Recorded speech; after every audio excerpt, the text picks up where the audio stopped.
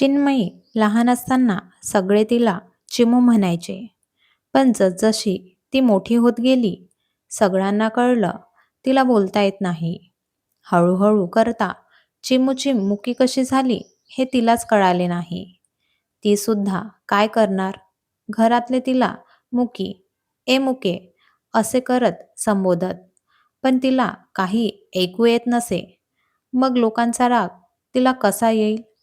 घरात 18 दारिद्र्य आणि बाप दारुडा असल्याने घरावर लक्षच नसायचं. तरीही चिमू जीवनाच्या खडतळ वळणावरही आनंदी राहून बागडे. अगदी गोड होती ती. लालचुटूक ओठ, मोठे डोळे, दाट काळेभोर केस, ज्याची ती स्वतःच दोन्ही बाजूने बो बांधून त्यांना लाल रिबिनी लावून सजवायची. स्वतःही आनंदी राहायची आणि दुसऱ्यांना पण आनंद द्यायला नेहमी पुढे असायची. पण कोणी कधीच स्वार्थाशिवाय तिच्याशी बोलत नसे. तिला कधी कोणी प्रेमाने हाकसुद्धा मारली नव्हती. थोडा वेळ ती रडे, मग पुन्हा सगळं विसरून ती पहिल्यासारखी होत. तिची आई तिला जरा आराम करू देत नसे. कपडे धुणे, भांडी घासणे, विहिरीवर जाऊन पाणी भरून आणणे. ती विहिरीवर पाणी भरत असताना तिच्या मैत्रिणी तिची पाठ दिसताच तिच्या बादलीतील पाणी स्वतःच्या बादलीत टाकत. ती मुकी असल्याने काहीच कोणाला बोलू शकत नव्हती. तरीही हातवारे करीत ती बोलण्याचा प्रयत्न केला की त्या सगळ्या मिळून तिच्यावर हसत. संध्याकाळपर्यंत ती एकटीच विहिरीजवळ राहत असे. तिला त्या मुद्दाम भूताच्या गोष्टी हातवारे करून तिला सांगून घाबरवत. बिचारी हातवारे करत गयावया करायची तिच्यासोबत थांबण्यासाठी, पण सगळ्या निघून जात. उशिरा आल्याने आईचा मार सहन करावा लागत असे. त्यात तिच्या आईचं ह्यावर समाधान होत नसे. ती तिला उलातान गरम करून चटके देऊन स्वतःचं विकृत समाधान करून घेत. तिला ओरडताही येत नसे. कधी कधी तिला विचार पडे की नक्की ही माझी सख्खी आईच असेल ना? पण दुसरीकडे तिची आई तिच्या लहान बहिणीचं आणि भावाचं खूप जीव लावून करत असे.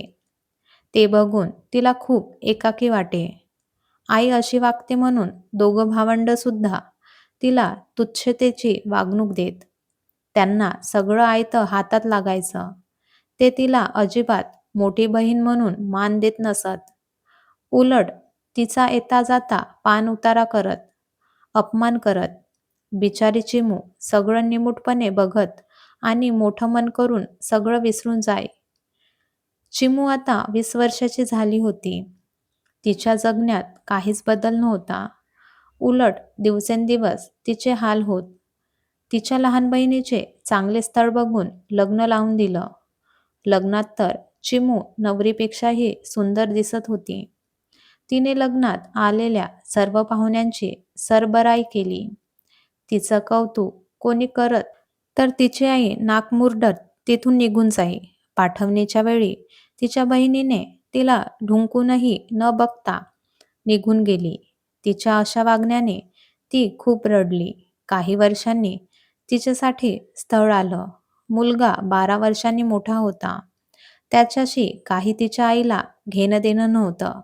लग्नाचा सगळा खर्च आम्हीच करू ह्या बोलण्यावर तिची परवानगी न घेताच परस्पर होकार कळवून टाकला. ती मात्र ह्यावेळी कोलमडून पडली. साध्या पद्धतीत लग्न लागलं. तिला शेवटची आशा होती की आपल्या आयुष्यातही छान राजकुमार येईल आणि माझं जगणं रंगीबेरंगी करून टाकेल. पण तिने आता तिच्या सगळ्या इच्छा, आकांक्षा लग्नातील अग्निफेऱ्यात मनातून काढून जाळून टाकल्या. ज्या घरासाठी तिने स्वतःला वाहून घेतलं होतं, ती जात असताना कोणी तिच्यासाठी साधं खोटं सुद्धा रडलं नाही. ती मात्र आता तिच्या पुढच्या आयुष्यासाठी तयार झाली. नवी नवरीचे नव्याचे 9 दिवस तरी असतात, पण तिचं अस्तित्व फक्त रांधावांधा उष्टीकाढा. दिवसभर ती इतक्या सगळ्या लोकांचा स्वयंपाक, भांडी, कपडे सगळं तीच करत होती. घरी आल्यापासून तिच्याशी कोणी प्रेमाने सोडा माणुसकीने सुद्धा 2 शब्द आपुलकीचे बोलले नव्हते. ती सगळ्यांचं हसून पाहत होती. तरी तिला काही मुकी बहिणी मिळाली असं तिला कळेल असे हातवारे करून हिणवत, सगळ्यांना पोटभर खाऊ घालून स्वतः शेवटी बसायची. कधी-कधी तिलाही उरत नसे. तिची काहीच तक्रार नसायची. तिचा नवरा सगळं पाहायचा, पण त्याच्या आईसमोर बोलायची त्याची हिंमत नव्हती. त्याच्या घरचे हुंडा मिळाला नाही, उलट सगळ्या लग्नाचा खर्च आपल्यालाच करावा लागला आणि बदल्यात मुकी मुलगी मिळाली असं सारखं म्हणत. ती रोज रात्री जागून स्वतःला दोष देत अंधारात स्वतःचं दुःख लपवायची. ती तिचं सगळं दुःख एका डायरीत लिहून काढायची. तिची डायरी ही जणू तिची मैत्रीणच झाली होती. थोडा वेळ का होईना, पण तिचं मन मोकळं व्हायचं. तिने लहानपणापासून ते आत्तापर्यंत सगळं एक-एक करत लिहून काढलं. जसं की देवाला सगळ्या गोष्टी सांगून मन मोकळं करत होती. तिला जगण्याची इच्छा नव्हती, तरीही ती शांतपणे सगळं सहन करत जगत होती. रविवारच्या दिवशी ती मार्केटमध्ये गेली होती. तिच्या नवऱ्याचं तिच्या उशाखाली असलेल्या डायरीकडे लक्ष जातं. त्याला सुद्धा खूप दिवसापासून ती काय लिहिते हे पाहायचं होतं, पण ते शक्य होत नव्हतं. आज त्याने ठरवलं होतं की काहीही करून ती डायरी तिच्या येण्याआधी वाचून काढायची. त्याने डायरी उघडली, तशी त्यावरची हेडिंग वाचलं. मुक्या मुलीची डायरी. त्याचा अर्धा जीव तिथेच निघून गेला. त्याने भराभरा ती डायरी वाचून काढली. आतापर्यंत तिने किती हाल सहन केले याचा विचार करून ती डायरी त्याच्या हातून नकळत निसटून पडली. त्याच्या अशा असण्याचा त्याला खूप गिल्ट वाटत होता. कितीही झालं तरी ती बायको होती ती त्याची. तिचा स्वभाव त्याला खूप आवडत होता, पण त्याने तसं कधी व्यक्त केलं नव्हतं. पण मनात त्याने काहीतरी निर्धार केला आणि ती येण्याची तो वाट पाहू लागला. ती येताच त्याने तिची आणि स्वतःची बॅग भरू लागला. तिला विचारावेसे वाटत होते की कुठे जायचं, पण तिने सगळं सोडून दिले. ठरल्यावर तीही नशीब जसं नेईल तसं ती जाईल असा विचार करून गप्प त्याच्या मागे जाऊ लागली. हातात बॅग घेऊन मुलगा आणि पाठीमागे सून पाहून त्याच्या आईने त्याला थांबवलं. तसं तो म्हणाला, "आई, मी चाललोय ह्या घरातून निघून. चिन्मयला सुद्धा घेऊन जातोय. अजून मला नाही बघवत तिचे हाल. प्लीज आम्हाला अडवू नकोस."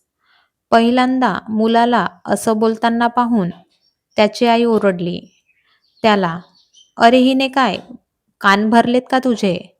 थांब, हिला वटणीवर आणते की नाही बघ." "आई, कान भरवायला तिला बोलता तरी आलं पाहिजे गं. ती तर तुमची मुकी वहिनी आहे, बरोबर की नाही?"